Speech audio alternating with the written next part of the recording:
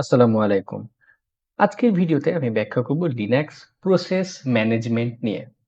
আমরা যখন সিকিউরিটি নিয়ে কাজ করতে যাই বা সাধারণভাবেই আমরা যখন লিনাক্স ব্যবহার করতে থাকি, তখন দেখা যায় আমরা একসাথে এক বা একাধিক প্রোগ্রাম রান করতে থাকি।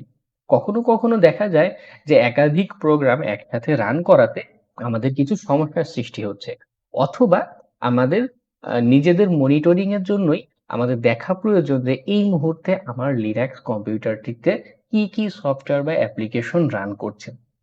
তো আমাদের উদ্দেশ্য যেটাই হোক, আমাদেরকে সেই প্রসেস বা এই মুহূর্তে চলমান যে প্রোগ্রামগুলো আছে আমার কম্পিউটারে, সেটা সম্পর্কে জানা প্রয়োজন, সেটা খুঁজে বের করা প্রয়োজন। আবার যদি মনে হয় যে না, আমার এই প্রসেস বা এই যে সফটওয়্যারটি আমার রান করছে ব্যাকগ্রাউন্ডে, সেটি এখন বন্ধ করা প্রয়োজন। না হলে আমার ঠিকমতো আমার কম্পিউটার কাজ করছে না। এরকম সিচুয়েশন যদি হয়, তখন আমরা কিভাবে সে কাজগুলো করতে পারি বা আমাদের সেই প্রসেস গুলো ম্যানেজ করার জন্য আমাদের কি কমান্ড আমরা ব্যবহার করতে পারি, তাই নিয়ে আমার আজকে ভিডিও। তো চলুন শুরু করা যাক। শুরুতেই আমরা যে সকল কমান্ড আমাদের ভিডিওতে দেখব, সেটার একটি লিস্ট। এখন আমি চলে এসেছি আমার কালি লিনাক্সের টার্মিনালে। মনে করুন আমি এখন কোনো একটি প্রসেস বা কোনো একটি অপারেশন আমি আমার এখানে রান করছি। কোনো একটি টুলস আমার কম্পিউটারের এখানে রান করছি। তো আমি ফর এক্সাম্পল বা উদাহরণস্বরূপ এখানে স্লিপ ফাংশনটি রান করব। স্লিপ 5 এটি রান করলে যেটা হবে, আমার টার্মিনাল ৫ সেকেন্ডের জন্য স্লিপ হয়ে থাকবে। ৫ সেকেন্ড অপেক্ষা করার পরে সে পুনরায় আবার কাজ করা শুরু করবে। তো আমি প্রসেসটি শুরু করার সাথে, সাথে আবার কন্ট্রোল জেড চাপ দিলাম।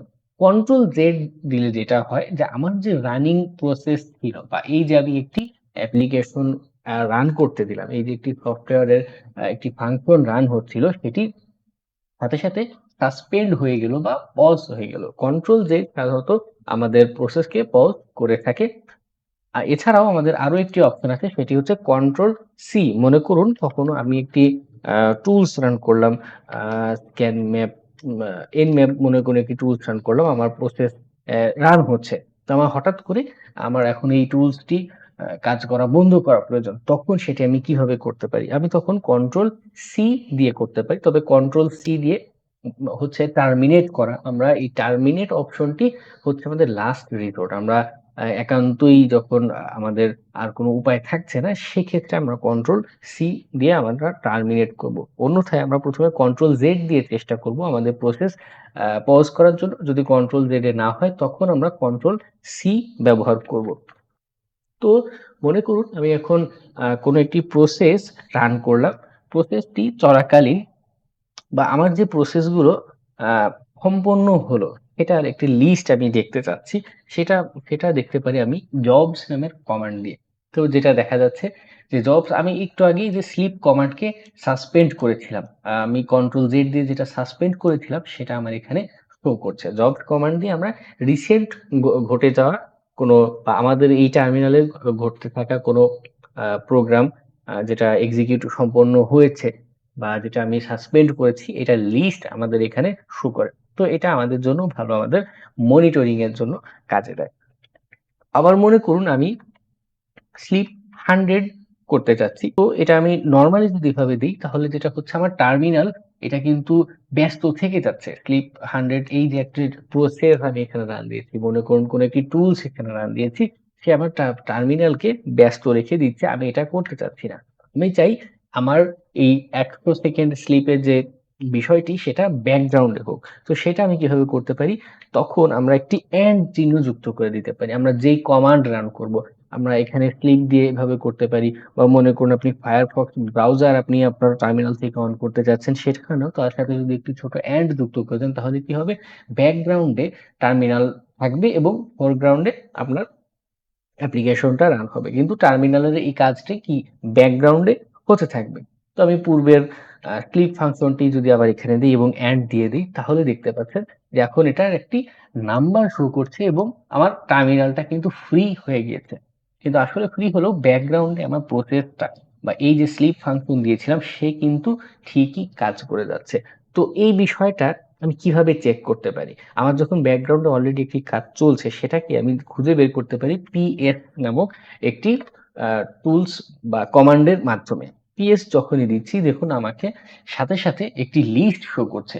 এখানে যে কমান্ড গুলো আমরা দিয়েছি বা যেইগুলো আমাদের এখন প্রসেস রানিং আছে সেটার একটা লিস্ট এখানে শো করছে। ZSH sleep, sleep, sleep, PS. PS মানে এই যে প্রসেস সে নিজেও একটি প্রসেস বা নিজেও একটি অ্যাপ্লিকেশন হিসেবে রান করছে সেটার একটা আ তালিকা আমার এখানে দেখাচ্ছে।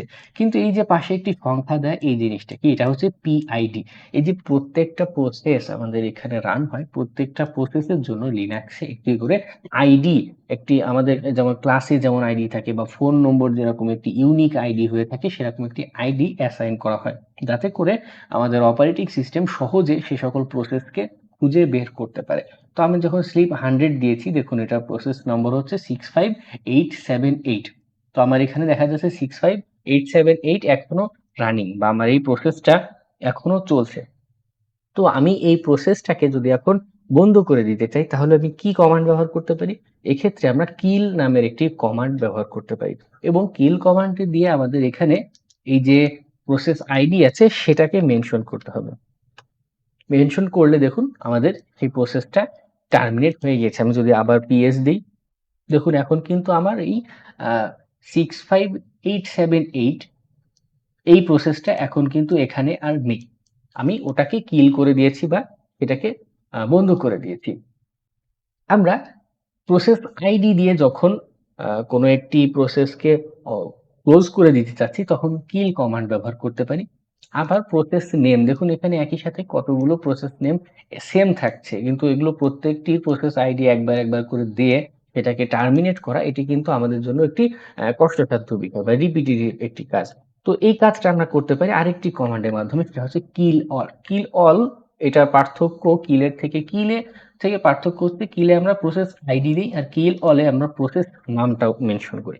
এখানে আমাদের আরেকটি কমান্ড খুব কাজে আসবে সেটি হচ্ছে গিয়ে ফরগ্রাউন্ড। খুব কাজে আসবে বলতে এই যে আমি একটু আগে একটি প্রসেসকে ব্যাকগ্রাউন্ড করেছিলাম এন্ড কমান্ডের মাধ্যমে আমি যদি এটাকে ফরগ্রাউন্ড করতে চাই মনে করুন আমি একটি কমান্ড রান করলাম স্লিপ 100 100 সেকেন্ড এটা প্রসেস আইডি 67129 এখন আমি এটাকে পুনরায় ফোরগ্রাউন্ডে আনতে চাচ্ছি। আমি যদি শুধু FG লিখি, লেখার সাথে দেখুন আমার এই যেটা প্রসেসটা ব্যাকগ্রাউন্ডে ছিল সেটা আবার কি আমার ফোরগ্রাউন্ডে বা সামনে চলে আসলো। আমার এটা এখন রানিং অবস্থায় রয়েছে। তো আমি এটাকে টার্মিনেট করতে পারি কন্ট্রোল Z দিয়ে। কন্ট্রোল Z দেওয়ার সাথে আমার এটা টার্মিনেট হয়ে গেল এবং আমার প্রসেসের হিস্টোরি যদি আমি দেখতে যাই তো আমি জবস কমান্ডের মাধ্যমে সেটা একবার দেখে নিতে পারবো। তো এই ছিল মোটামুটি আমাদের প্রসেস সংক্রান্ত বেসিক যে সকল কমান্ড আমাদের বারবার কাজে লাগবে সেটার একটি তালিকা। কোনো কিছু বুঝতে অসুবিধা হলে বা যেকোনো রকমের প্রশ্ন আপনার মাথায় আসলে অবশ্যই কমেন্ট সেকশনে লিখে জানাবেন এবং হ্যাকিং নিয়ে পরবর্তীতে আমি আরো ভিডিও তৈরি করব। সেই ভিডিওগুলো দেখার অপেক্ষায় আমার চ্যানেলটিকে সাবস্ক্রাইব করে রাখবেন। ধন্যবাদ।